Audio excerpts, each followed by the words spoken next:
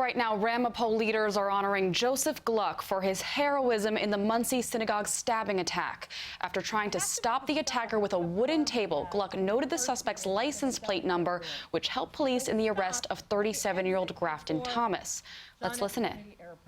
And as he got out of the car, for the first time in my life, I heard him say, "I have to take my yarmulke off." That is unacceptable, certainly in the state of New York, definitely in the town of Ramapo, but it shouldn't take place anywhere in the United States of America. And that is why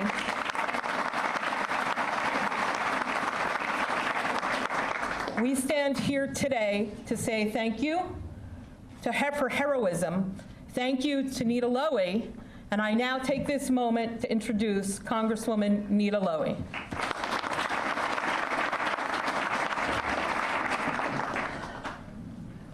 Thank you, Mona. Thank you to all of my colleagues who are here. Mona did such a good job with her introduction. You will hear in a short moment from my dear friend, the head of the American Jewish Committee, who was so anxious to come up to share thoughts with you, because through our many phone calls, we have all experienced the terrible pain of this horrific incident.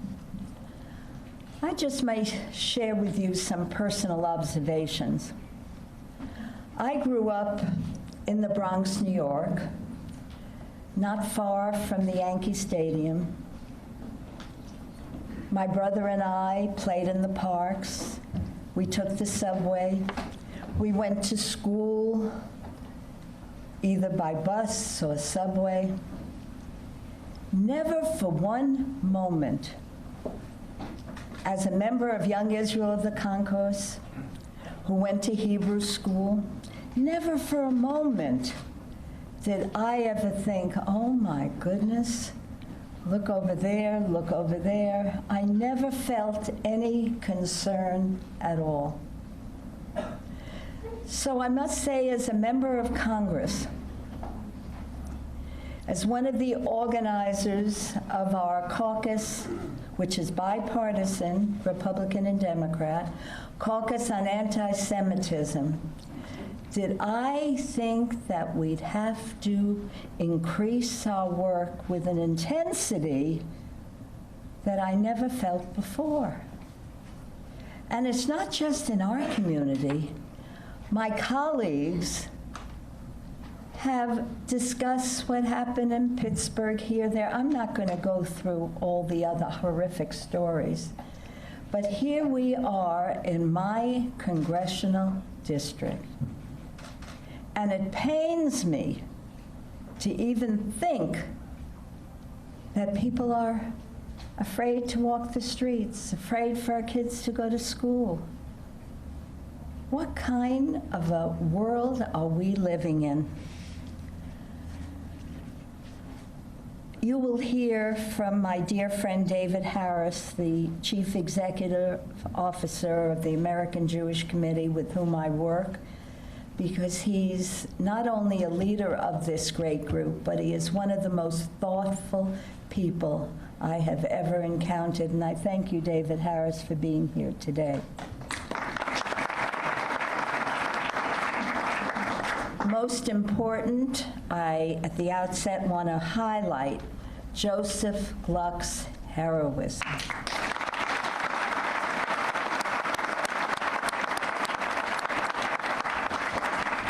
Without his swift action, the even more unthinkable could have happened.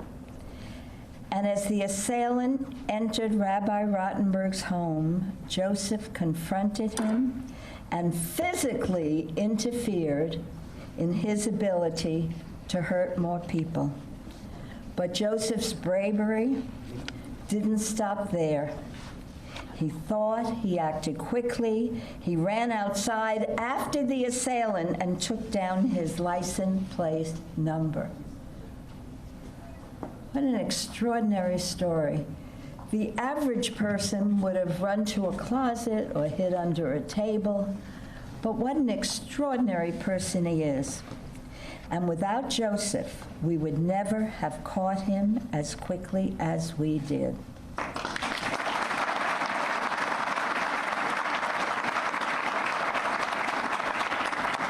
And in recognition of your bravery in the face of such hatred, I would like to present you with this certificate, which I think I left with my staff someplace here. There is a certificate here to award you. Well, I'm going to congratulate you, but I'm not sure where the certificate is. Do you have this? Oh, there's the certificate. Here it is, white. You can give it to me. Thank you. I can thank you.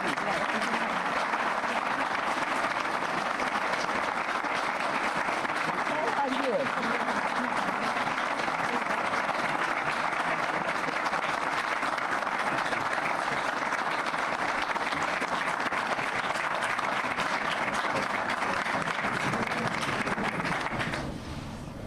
The sad reality is that we have seen a shocking increase in anti-Semitism in the last few years.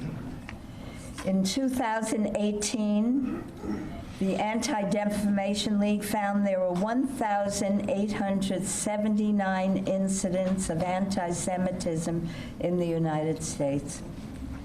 But what New York is experiencing can only be called an epidemic. In the past year, anti-Semitic crimes in New York City have increased by 21%. The attack here in our backyard was the 13th anti-Semitic crime to occur in New York City just last week. We must seek long-term solutions to this age-old problem. And that is why I am so proud to have organized and to co-chair the House Bipartisan Task Force for Combating Anti-Semitism. The task force is made up of 176 members of Congress. They come from across the country, all religions, from both sides of the aisle. And in the coming weeks, the task force will reach out to law enforcement officials, community organizations, experts in combating hate crimes to seek answers for the best way to fight this scourge. We must ensure that those representing Orthodox Judaism, including the Hasidic sects, have a seat at the table. Their voices must be heard.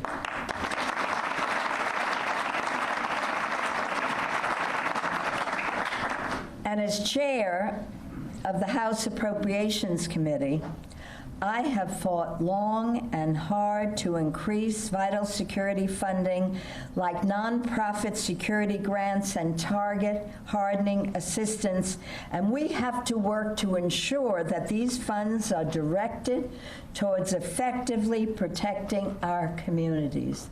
And in fact, in 2018, I established a nonprofit security grant program for those outside of the UASI regions. And in the most, Paul Adler, you saw he applauded because he was the first to explain the importance of that, and I appreciate that, Paul. And in the most recent spending package I negotiated, I increased funding for that program by 300%, from $10 million to $40 million, but frankly, that isn't even enough now. And when we begin, and we will begin in January, working on the next spending bill, that number has to be increased to face the reality of what is happening, not just here in our community, but all across the country. That federal spending agreement reestablish the Targeted Violence and Terrorism Prevention Grants Program at the Department of Homeland Security. The federal government must support state and local law enforcement, establish early warning systems to help intervene before senseless violence occurs.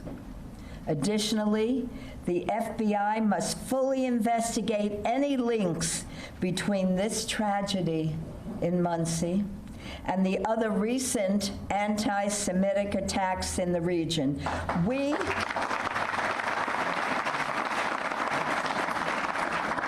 must have all the facts.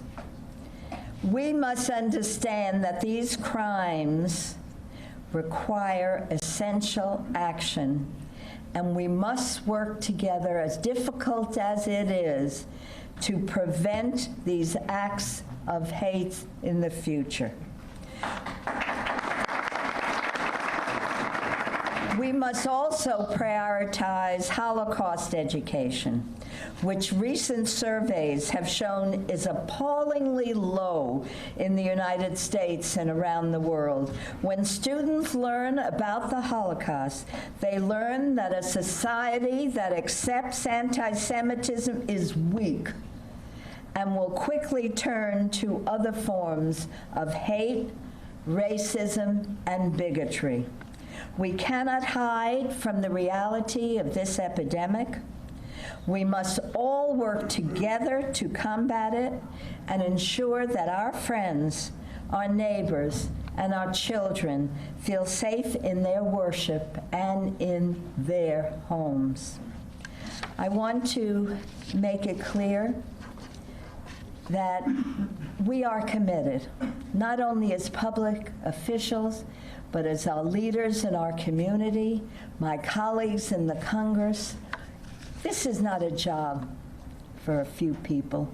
This is a job for all of us, and we must address hate when it rears its ugly head, no matter where it is, no matter where it comes from.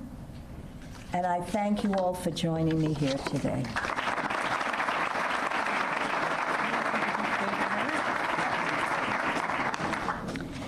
Now, I am honored to be here today. I thank you for inviting me here today. I am honored to be your Congresswoman. And although you might have heard the rumor that I am retiring in a year, oh boy, I have a lot of work to do in this year. But I always told you that I would speak the truth. And if I would tell you that I'm going to eradicate anti-Semitism in the next year, you'd say, ha, ha, ha. But there is an organization and a person that I know I can always count on to speak up, to speak eloquently. You might have seen a little article in the New York Times today by David Harris and Nita Lowey. Well, and I told David Harris that I was coming to Rockland. He said he'd like to join us. There's no more powerful speaker, a person with a heart as large as anyone I know. I can always count on him for advice, and how proud I am that David Harris is my friend. David, would you share some remarks?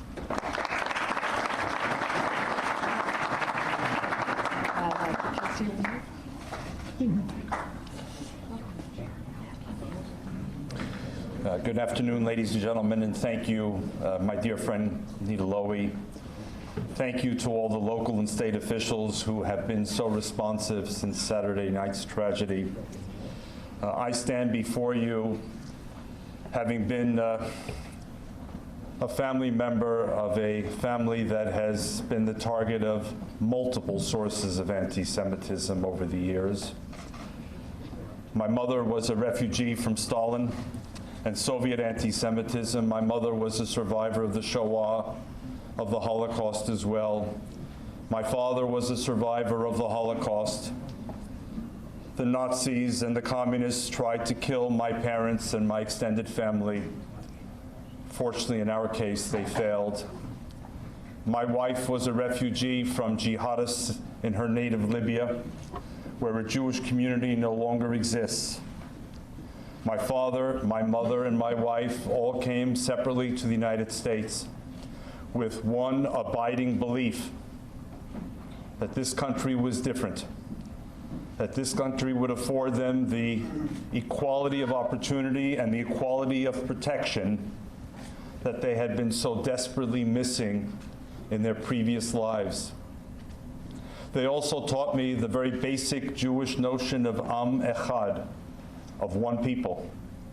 The very basic Jewish notion of Kol Yisrael Aravim Zeh Lezeh, all Jews are responsible one for the other.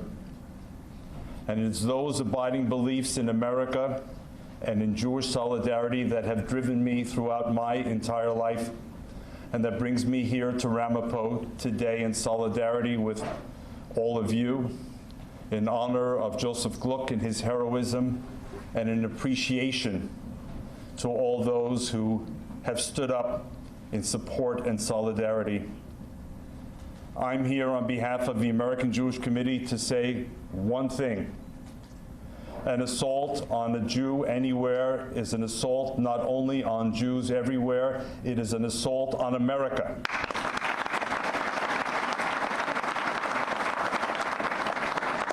It's an assault on your America. It's an assault on my America. People need to understand that anti-Semitism is a disease that begins by targeting Jews. But ultimately, its goal is to destroy the fabric and fiber of democracy and pluralism and mutual respect, which are the foundations of what this country is meant to be about. The fight against anti-Semitism, whether here in Muncie or Ramapo, or on the streets of Manhattan and Brooklyn, or whether in Charlottesville or Pittsburgh or Poway, or whether across Europe and elsewhere in the world, has to be a collective fight, not just of the Jews, but of all people of goodwill who understand our mutual dependence on one another to build solid, enduring, resilient, democratic societies. And that's why I stand with you, we stand with you, we stand together, because your fate is our fate, our destiny is intertwined with your destiny. Thank you, Josef Gluck, for showing us what courage and bravery is all about, how to respond.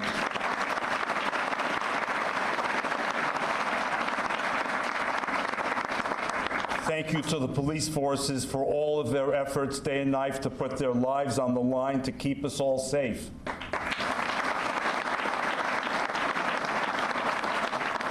And thank you to the political leaders, whether here in this county, across the state, or across the nation, who have said enough, enough.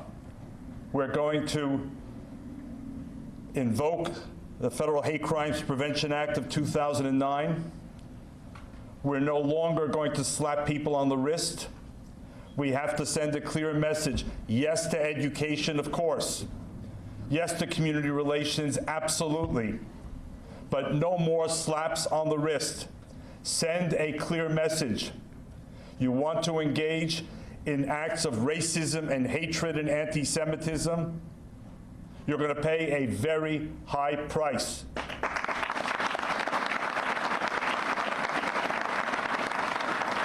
And one last thing, I want to thank the Hasidic community here, not only for their resilience, but for demonstrating the power and strength of Jewish identity.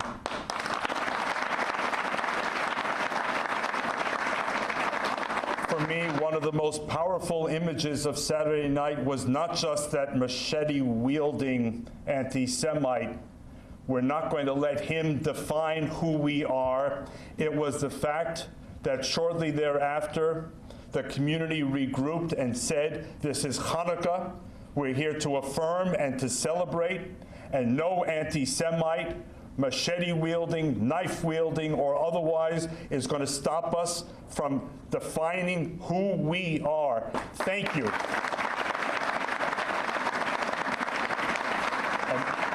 And that's why the American Jewish Committee has just launched a social media initiative that will culminate on January the 6th with a very simple theme: Jewish and proud.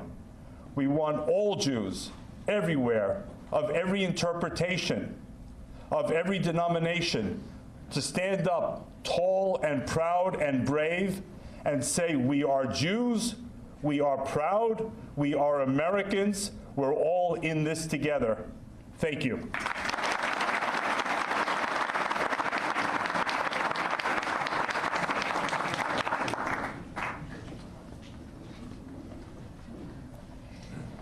I can follow that by saying, I am Jewish, I am proud, I'm an American, and we all stand together.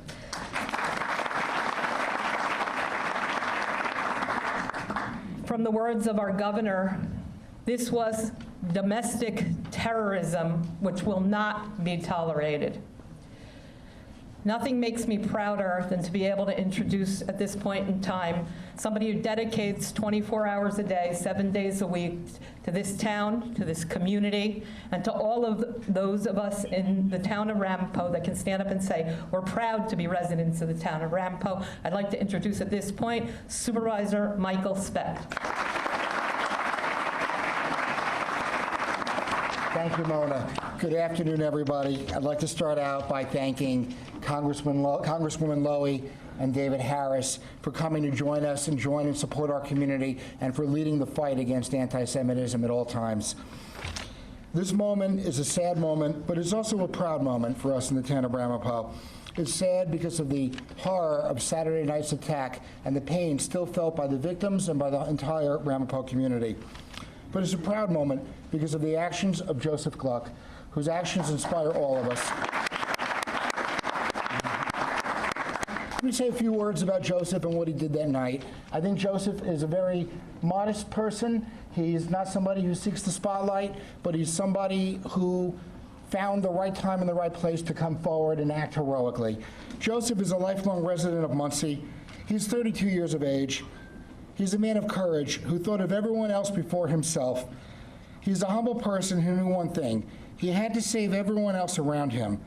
He single-handedly deterred the perpetrator of that attack from harming more people. He brought a young potential victim, a child, to safety. He lured the stabber out of the home. He set himself up as a target to deter him from attacking other people in the room. He seized a table and used it as an improvised weapon to fight off this vicious attacker, forcing him to flee the house. And remarkably, he had the presence of mind throughout all of this to accurately take down, record in his mind the license plate number and description of the vehicle in which the person drove away. And because of that, that individual was apprehended in under 2 hours.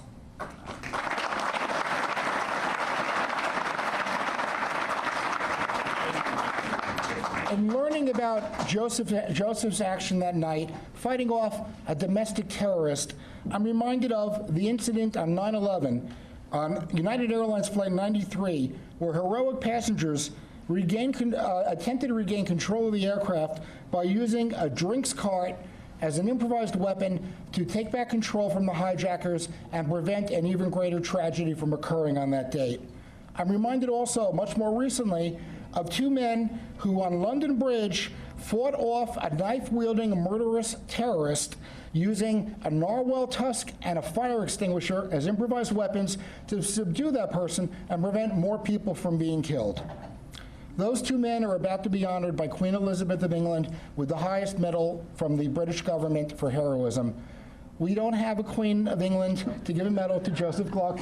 We did reach out to Buckingham Palace, but we did not yet receive a response. But I'm proud to be able to offer to Mr. Gluck the highest award that the town of Ramapo has. In the year 2001, the town of Ramapo instituted the Ramapo Freedom Award, which is given out on a yearly basis to people who have fought for freedom, Ramapo residents who have fought for the right to be free. It was done to commemorate initially the victims and survivors of the terrorist attacks in both 1993 and 2001 on the World Trade Center. I can think of no one who deserves this award greater than somebody who put himself in harm's way to fight off a domestic terrorist and protect everyone else around him and protect the entire community. I'd like to this time first call up my fellow town board members who are with us today, Yehuda Weissmandel, David Wanunu, Michael Rossman, so that we can present to Mr. Gluck the Ramapo Freedom Award.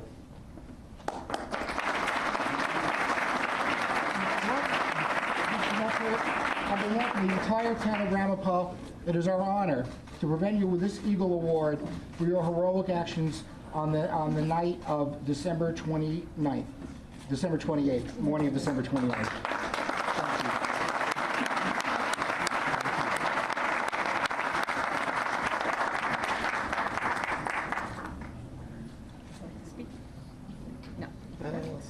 Please. I think one word was missing till now, from all the speakers till now, to thank Hashem, to thank the one Almighty, thank God for all the miracles that He showed us that night.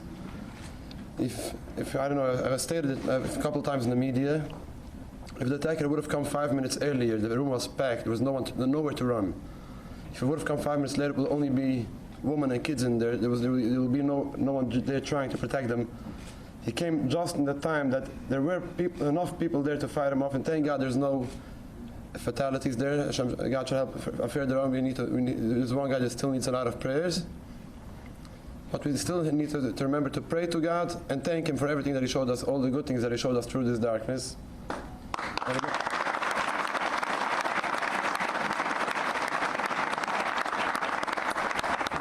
And one more point.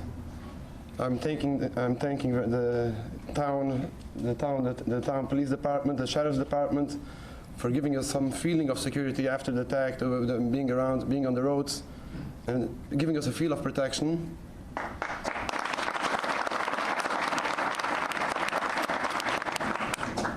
But I'm thanking God for making us stronger now after the attack, and giving us the feeling of protection 24 hours a day since we were born till we die. He is the one that's protecting us, and the town gives us the feeling and helps us out to have the feeling that we're protected somewhat. But the only one protecting us is God, and that's what I wanted to say. Sorry.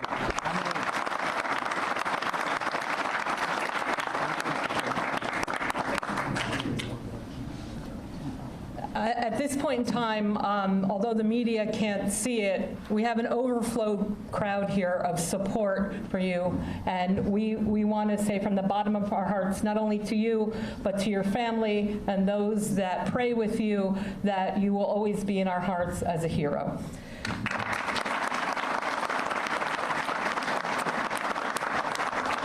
There is no better representative of what the town of Ramapo's community stands for, certainly in the Hasidic community, but actually also in the secular world. At this point, I'd like to introduce the mayor of the village of New Square, Mr. Izzy Spitzer.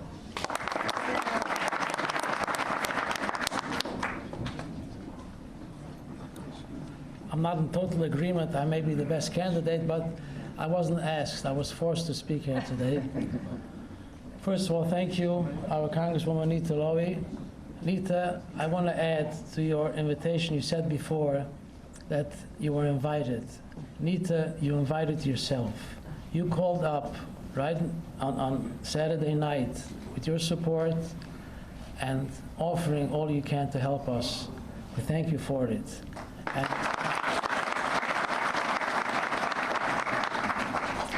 we're looking forward for the money of the appropriations, but we need it fast. If you can speed it up, we would appreciate it. Thank you. David Harris, thank you so much for taking your time, for joining us here today with the support. I'd like to, first of all, I'd like to acknowledge here, unfortunately, we know that we call the Holocaust survivors. That's a very known title. We have in this room here today the Shul survivors. There's a full crowd here with our survivors of Saturday night.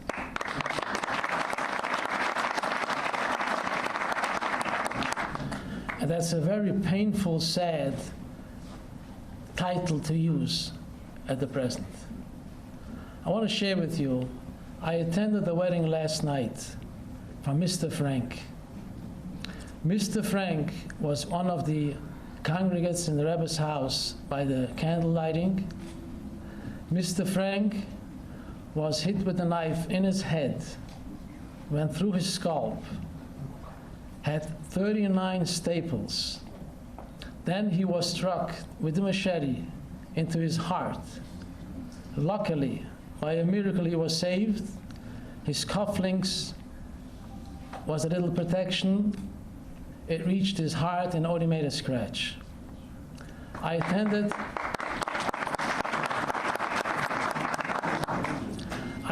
that wedding tonight. There was a very big, joyful crowd over there.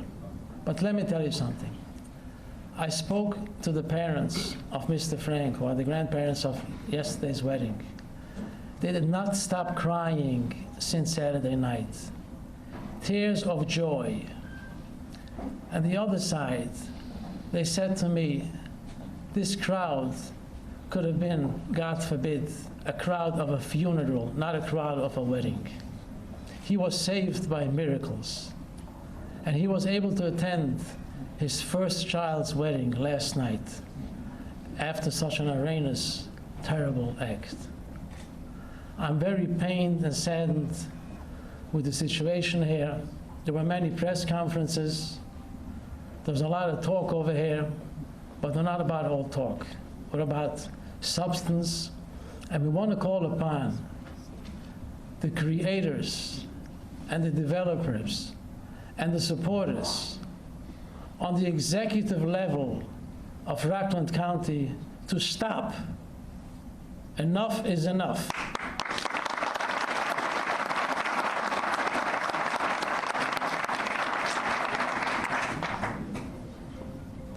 We as community leaders, as elected officials, we've done everything and anything we can to unite and to try to build coalitions, to have private meetings, public meetings.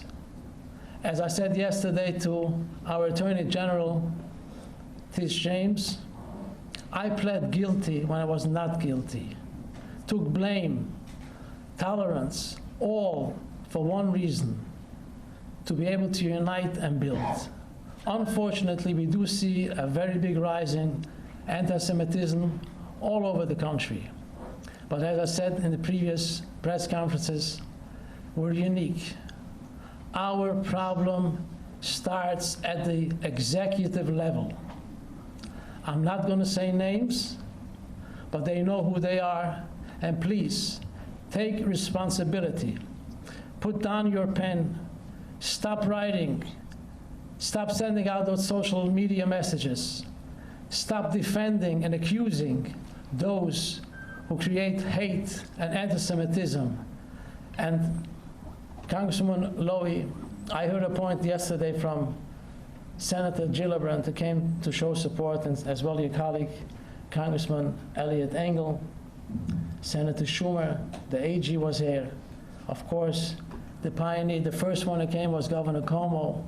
And let me tell you, it's sad that you all recognize, and they all recognize, that we are hostages over here in our own Rockland County. We don't have our own officials defending us and fighting for us. It's just the opposite.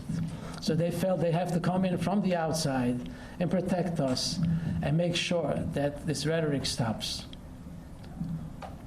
She said a point yesterday, the Senator Gillibrand, that I know there's a big challenge about the First Amendment, but still, there's a fine line when you can detect and see the intent of that social media site.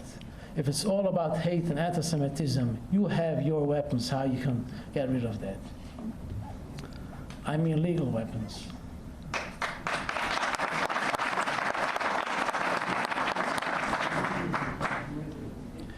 We want to thank you all for your support. And this is not just going to finish here with press conferences, talk. We're going into action. We're in action, and we're going to finish our mission. We're going to stop the hate and the anti-Semitism from the executive level on.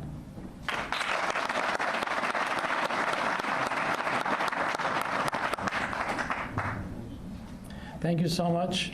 I want to introduce Rabbi Rottenberg Jr., who is going to do a blessing and prayers for the struggling survivor who needs a big Yeshua and needs to be healed from his wounds.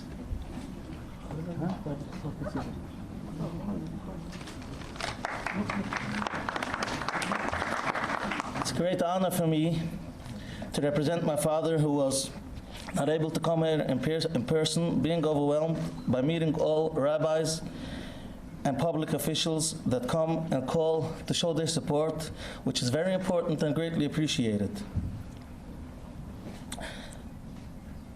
And more importantly, dealing with all victims and their families and traumatized children. So I'll now take the opportunity on behalf of my father, the family, all Hasidim, congregants, and the whole community to say a prayer and blessing for all the individuals and organizations that are always there to help others. Misha Bayrich Havasayni Avrom Yitzchak Yaakov, Hi Vorach es kol Misha Oisken Betzarke Tzibur Ba'aminu HaKudosh Baruch Hu Yishalem Schuram, Yusam Hem Kol Machlu, V'yirpul Chol Gifam, V'yishlach Chol Avoinam, V'yishlach Baruch Hu V'atzluchu B'chol Maaseh Yadayim, and Kol Yisroel Achayim V'noim Ar Umayim.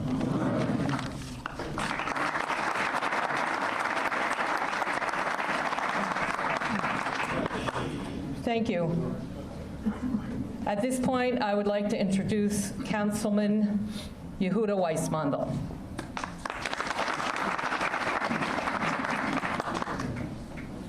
Good afternoon. Thank you, Congresswoman Lowy, for joining us here today. The last couple of days, we've been visited and shown support by many politicians, elected officials, community leaders, rabbis, community advocates. But very few of them have the record and the history of support and years of solidarity and leadership that you've shown our town. And for that, we're grateful. Thank you. I also want to point out one individual that hasn't been pointed out, the man that stood in the middle of the storm and has been steering this complicated route for the last 2 days, our leader, our supervisor, Mr. Michael J. Speck. Thank you. I've been rewinding the tape for the last 2 days and looking back and trying to figure out, did we miss anything? Were the signs there? Did we ignore something that we shouldn't have ignored? How did we get to this point that we're standing here and discussing the unthinkable? In our community, a community that I've lived in all my life, where until 2 days ago I didn't hesitate to let my children walk out, go to the local supermarket, walk to shul, walk to school, go visit a friend. And now we're dealing with the question, is it safe? Are we okay? And I've been struggling with this question. And I'm looking back at incidents that happened to myself and my neighbors and my constituents that I've heard of and seen, where we've been attacked, belittled, put down. And we've been cautioned by many not to pull the anti-Semitic card, not to overreact, not to interpret everything so negatively. And now I look back and wonder, was that the right choice? And I believe it was, because ultimately, calm keeps the peace, and it's what keeps us as a community, and it's what keeps us strong. But after an incident like this, it forces us to look at the tough questions and be honest with ourselves and confront these negativities. I think back a few short years ago, I was walking out of a local supermarket with my children on a Friday afternoon doing shopping. A gentleman behind me started counting my children out loud. 1, 2, 3, and so on. And then he gives a loud sigh. Is that everyone? And I ignored him. That's just an example of the atmosphere that unfortunately has become the accepted norm. And I've been asking myself, what could we have done different? And the one person that answered that question for me is our guest of honor here today, Josef Gluck.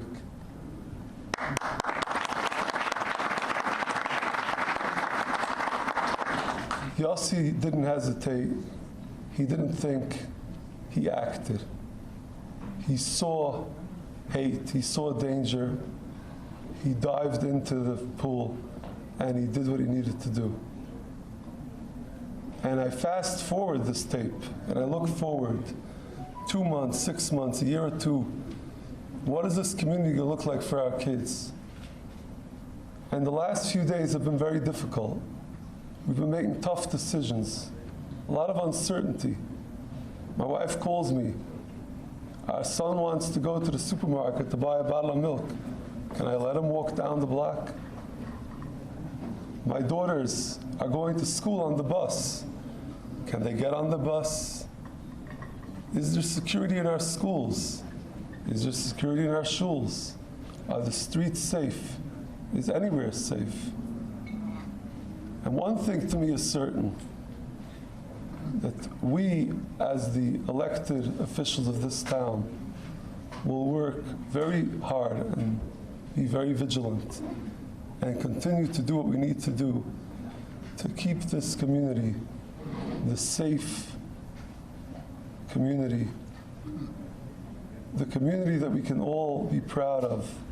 We can live together side by side and send our children out at all hours, go to the supermarket, spend time with our neighbors, but we can't go it alone. There's a lot of resources that unfortunately we need and we have to have in order to make that a reality. And I urge our elected officials locally, on the county level, on the state level, all the way up to Washington. Congresswoman, I'm going to turn to you because you're here today. You have a history and a background of bringing those needed resources to our community, to our state and beyond. And we appeal to you today, as a father, as an elected official, as a resident in this community, we need your help. We can't do this alone. We need it. We appreciate your unwavering support, but we need much more than that. We need funds, we need resources, and we need the laws on the books that will enable our lawmakers to do what needs to be done to protect us, our children, and our future. Thank you very much, and Happy New Year. Thank you very much, Councilman. At this point in time, I'd like to acknowledge that we have several elected officials, representatives here. I'm going to try to get everything right. It's going to be very quick. County Legislator Aaron Weeder, Sheriff Lou Falco, Senator David Carlucci, Legislator Phil Soskin, Legislator Tony Earl, and our newly elected, sworn in this morning, District Attorney Thomas Walsh.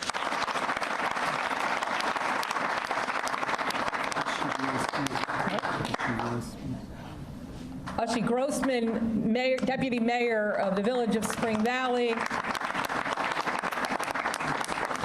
It would be remiss of all of us if we did not recognize the unwavering efforts, dedication of our first responders that are here.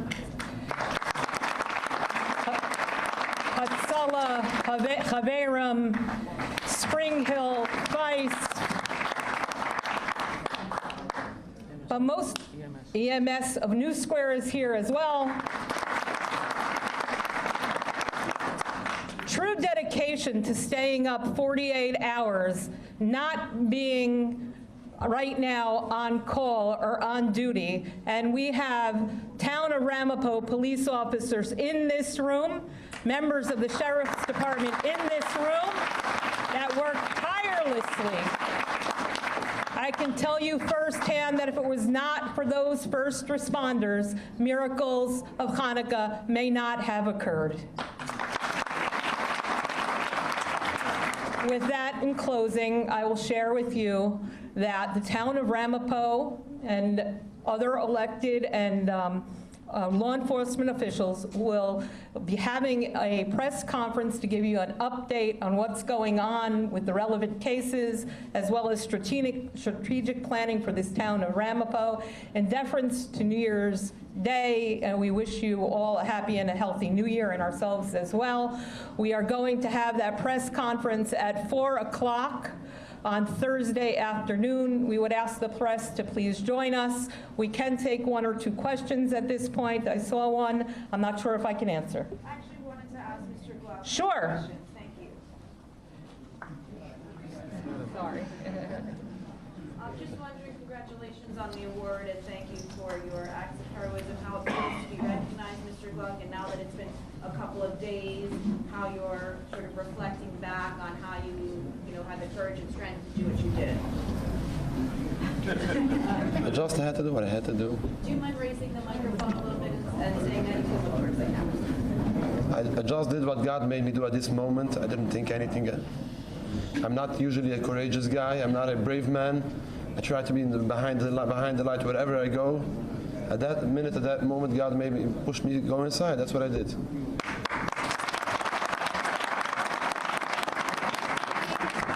Photo that you were keeping, like the broken table that was thrown at the attacker, I think.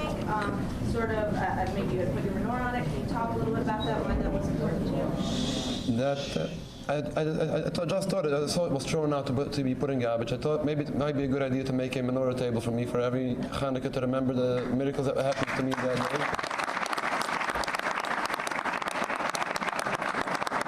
day. Later, I told the rabbi that what I plan on doing. He said it was his menorah table for many years. His menorah didn't fit anymore on it, so he bought a new one. So it's going back to use. Anybody else? If not, I'm done. He's tired and wants to sit down and mention to us. So unless there are other questions, we thank you all for coming. Have a good evening. Be safe. Thank you again. All right, you've been listening into a press conference held by Ramapo leaders honoring Josef Gluck for his heroism in the attack of a Muncie synagogue stabbing over the weekend. After trying to stop the attacker with a wooden table, Gluck took down the suspect's license plate number, which helped police find and arrest 37-year-old Grafton Thomas. We'll continue to bring you updates on the synagogue stabbing right here on CBSN New York and our website, cbsnewyork.com.